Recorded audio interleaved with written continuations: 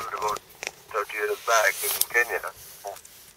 At that time, the cost of the equipment was maybe in the region of about $20,000. Yeah. But prices have come down since then. Good. And the equipment becomes more automatic and it's more efficient at this stage. Yeah, so I mean, so I think that would encourage the possibility of doing something on a local basis. Yeah, it wouldn't require huge capital or big installation or anything of that type. See, the other way of doing it is, you have these high protein tablets, which are really a tablet like 7 tablets, chewable tablets. Yes. And they're slightly bigger than that. They're about the size of a cookie or so. And then they have high protein. They have all the nutrients. And all you need to do there is have something to dry the ingredients and then just tablet it. That shouldn't cost much. The tableting machines are probably about $10,000. Yeah. I personally, I'd be interested to hear what Steve thinks, but I think from just kind of a marketing and kind of the placebo effect as to whether or not the students might believe that they've taken kind of a magic pill that will help them, or if that would be a negative in terms of like this is too much like taking a medicine, whereas a cookie is kind of more a treat reward. It's something that children can attune to.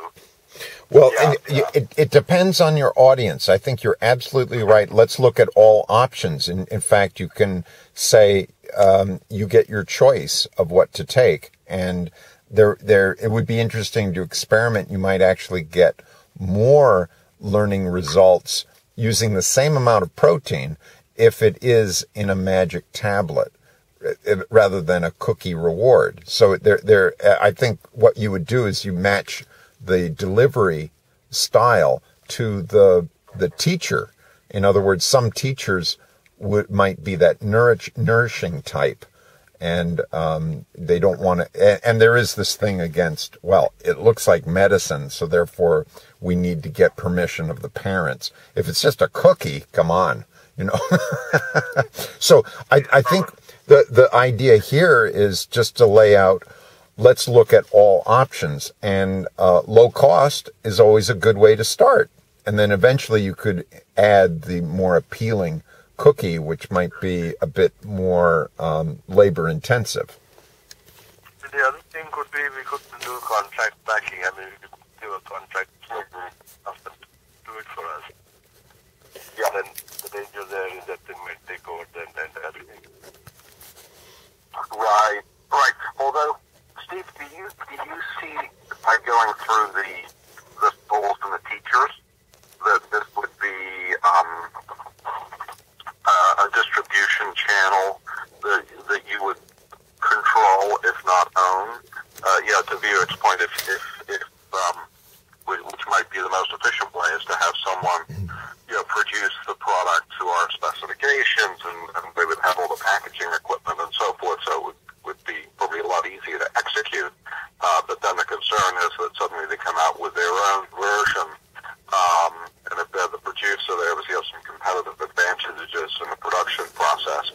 But so my point would be, do you think that the distribution, as you see it, would be something that would be very secure?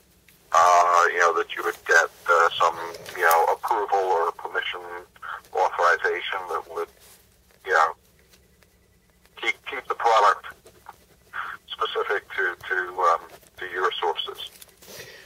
I see three things. We're trying to change a paradigm. Most people think that you go to school and what you're getting from school is information. In fact, we're changing habits. And one of the habits is, it's snack time.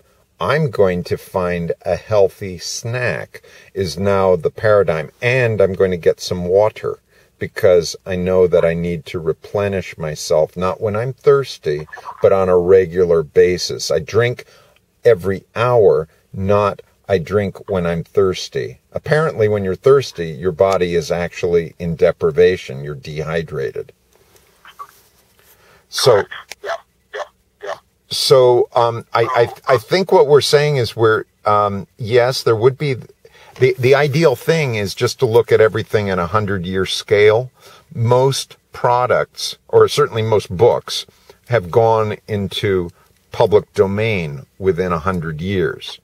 And in the same way, these formulas, if we come up with the smart pill or the smart tablet or the smart snack will be as prevalent as pencils and calculators in the elementary school classroom. Parents will be, like you take candy to school. Here's a snack for you when you have your break. You know, it's a Mars bar or something like that. Well, the school has, instead of cookies, they're going to have the smart snack. And children, it's time for your smart snack and some milk.